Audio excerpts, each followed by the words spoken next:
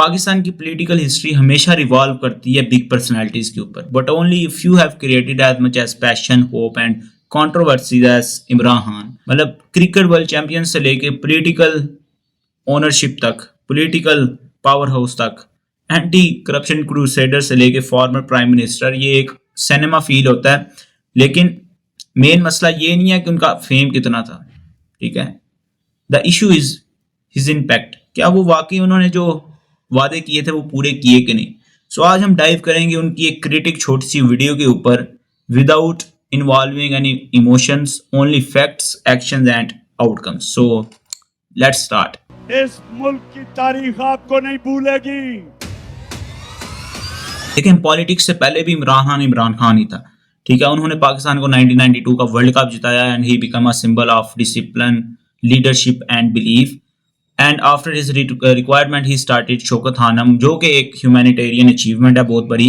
After entering to politics उन्होंने एक नया नारा लगाया, ठीक है। और जो उनका मोटो था पॉलिटिक्स का वो क्या था, सबसे पहले एंटी करप्शन, ठीक है, करप्शन के ऊपर अकाउंटेबिलिटी। उसके बाद जस्टिस सिस्टम पाकिस्तान में ठीक करना एंड स्टेटस को पॉलिटिक्स को खत्म करना, के एक ही खानदान चल रहा है, ठीक है, उसका बाप है, आगे उसकी बेटी है, फिर उसका भाई है, इन जैसी चीज़ों को खत्म करना। सो पाकिस्तानी जो यंग यूथ थी उनके लिए सिर्फ इमरान खान एक पॉलिटिशियन ही नहीं था, it was a symbol of hope. लेकिन आइडियलिज्म एक अलग चीज़ होती है और गवर्नेंस एक अलग। देखिए इमरान खान ने लगभग 20 साल लगा दिए पीटीआई को स्टैब्लिश करते हुए, बिल्ड करते हुए, ठीक है। इन 20 सालों में स्टार्टेड के इनिशियल ईयर्स में बहुत स्ट्रगल हुई थी इनको, लेकिन 2013 में इन्होंने फिर पॉपुलैरिटी पकड़ी and actually at last in 2018 they won the election. और यूथ में काफ़ी ज़्यादा आज भी पॉपुलर हैं ये। His campaign was mostly based on के आपने अकाउंटेबिलिटी करनी है हर एक की, ठीक है। इसमें एक नया नारा भी लगा जी, नया पाकिस्तान का। उसके बाद economic stability and institutional reforms. और यहाँ पर फिर वही आ जाती है ना, एक वो जो गर्लफ्रेंड बॉयफ्रेंड वाले सीन होते हैं कि पहले ही एक्सपेक्टेशन बड़ी लगा लेते हैं, पहले वो वादे इतने ज़्यादा कर लेता है। अब वो अगर एक वादे पे ना उतरे तो फिर आपके ऊपर उनकी लड़ाइयाँ बड़ी होती हैं, ठीक है। अब वही चीज़ है कि इमरान खान ने इतने इतने ज़्यादा नारे लगा दिए, इतनी ज़्यादा वादे कर दिए, अनइमेजिनेबल कुछ ऐसी चीज़ें भी थी जो कि I was present at that time, ठीक है। ऐसी चीज़ें भी थी जो कि नामुमकिन है इमरान खान के लिए करना, ठीक है। वो उसने वादे कर दिए, तो अब लोगों के पास एक्सपेक्टेशंस बढ़ी थी उससे। तो जब आपके साथ एक्सपेक्टेशंस बढ़ी हो ना, तो आपके ऊपर फिर प्रेशर भी बड़ा होता है। और and that's the main reason his governance was hit. देखें पाकिस्तान जैसे मुल्क को चलाना कोई हालाजिला कार्ड नहीं है, ठीक है। बातें करना आसान है लेकिन परफॉर्म करना मुश्किल है। इमरान खान के दौर के, उसके टेन्योर के कुछ अहम जो चैलेंजेस थे उसमें टॉप ऑफ द लिस्ट है जी इकोनॉमिक, ठीक है। Inflation was top of the roof. Pakistan की हिस्ट्री में इतनी इन्फ्लेशन नहीं थी जितनी इसके 2018 से लेकर 2022 के टेन्योर में हुई थी। And otherwise currency devaluation, Pakistan का रुपया नीचे गिर गया, डॉलर साहब ऊपर चले गए, and then it goes and goes and goes. और आज तक हम उसके असरात भुगत रहे हैं। और third was very important, IMF dependency के। आईएमएफ पे हम इतना डिपेंड नहीं हुए 2018 से लेकर 2022 तक। ये एनालिटिकल सर्वे है जो मैं आपको बता रहा हूँ, मैं सुनी सुनाई बातें नहीं कर रहा, ठीक है।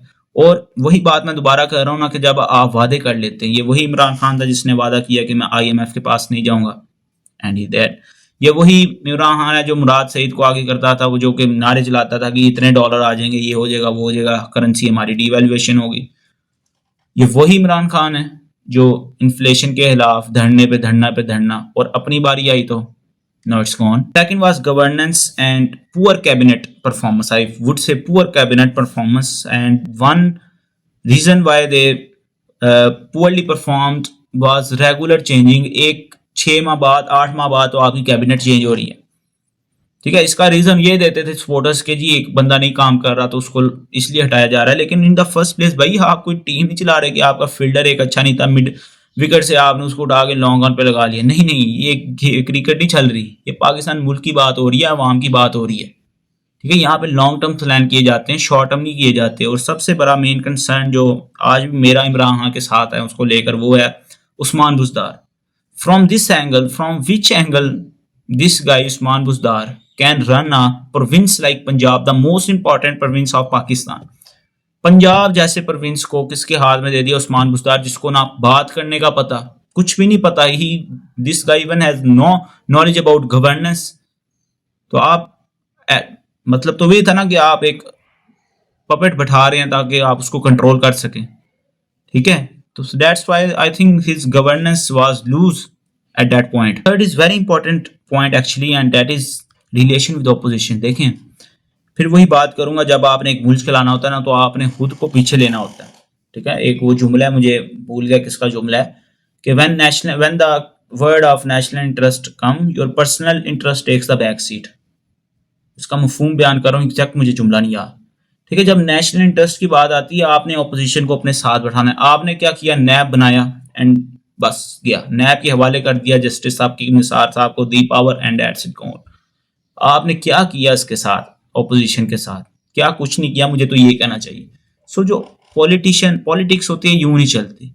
पॉलिटिक्स में हमेशा there is a room for improvement, there is always a room for negotiations to get on the table, लेकिन आपने वो छोड़ा ही नहीं।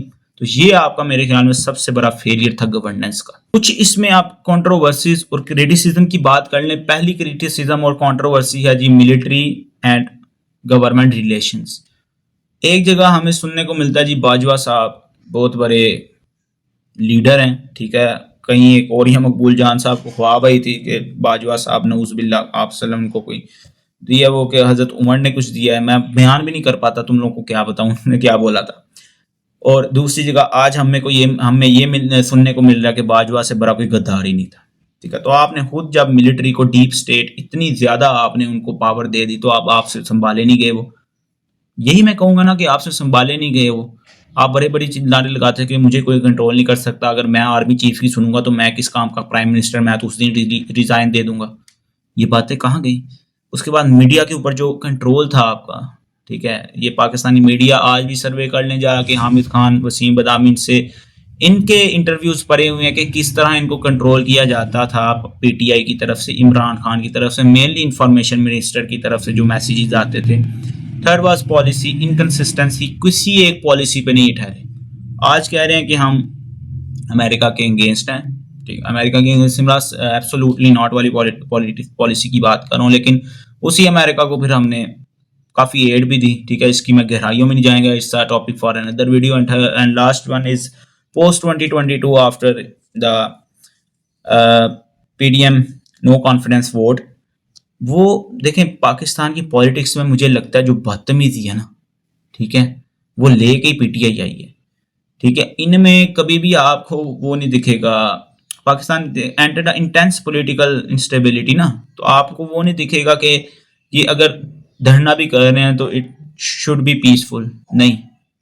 They actually fired already they take advantage of their youth and they invaded the core commander house. अब थोड़े से impact कर लेते हैं पाकिस्तान के उस वक्त क्या हुए थे। और ऐसी बात नहीं कि पॉजिटिव आउटकम्स थे ही नहीं इमरान खान के टेन्योर के, there were some positive tenures and there were also some criticism of his legacy. First of all strengthen political awareness among youth, कि हर एक बंदा, हर एक यूथ का मेंबर कहूँगा कि वो पॉलिटिक्स में इन्वॉल्व होने लग गए थे, इंटरेस्ट लेने लग गए थे। और ये बड़ा ज़रूरी है यार पाकिस्तान के लिए। इधर वोट की जो रेशियो है वो हर इलेक्शन में कम होती जा रही है। सो इमरान खान को ये क्रेडिट जाता है कि उसने दोबारा से यूथ के अंदर ये पॉलिटिक्स का इंटरेस्ट ऐड किया। दूसरे पॉइंट पे interest increase focus on anti corruption discourse, anti corruption के ऊपर काफ़ी ज़्यादा लोगों में अवेयरनेस आ गई कि ये अकाउंटेबिलिटी होनी चाहिए हर चीज़ की, ठीक है। पहले तो लोग बिरयानी के वोट पे, अभी भी खैर ज़्यादा उसी पे देते हैं, लेकिन एक एटलीस्ट थोड़ी सी यूथ में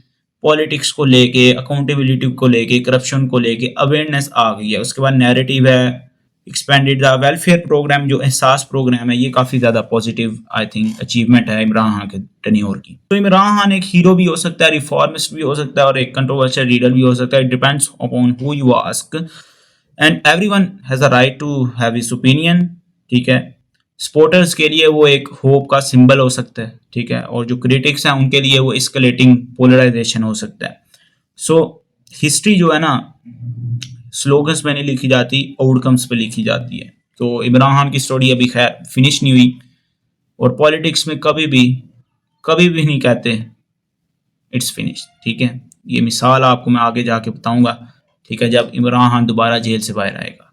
ठीक है, सो ये वीडियो अगर आपको पसंद आई है, और ये मैं यकीन जाने बहुत मैंने कोशिश की है स्क्रिप्ट लिखते हुए एक लफ्ज़ की कि भाई मैं कहीं पे भी बायस ना हो जाऊं। ठीक है, अनबायस्ड होकर मैंने पूरी कोशिश की अपनाऊं। मैंने किसी तरीके से अपना जो मेरा पर्सनल पॉइंट ऑफ व्यू है, पॉलिटिकल पॉइंट ऑफ व्यू है इमरान खान को लेके, इसमें ऐड नहीं किया, कुछ भी नहीं किया। I just take a critic note on his tenure. I didn't touch the personal details, not at all, कि उस पर क्या केसेस बने हैं, क्या वो सच्चे हैं झूठे, मैंने इस पर कुछ नहीं बोला।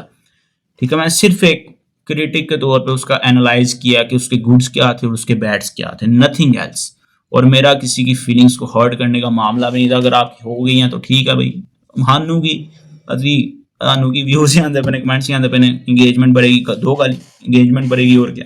सो मैं मिलूंगा आपसे नई वीडियो में, तब तक के लिए स्टैंड अप आने वाली है, सब्सक्राइब कर लेना। अल्लाह हाफिज़।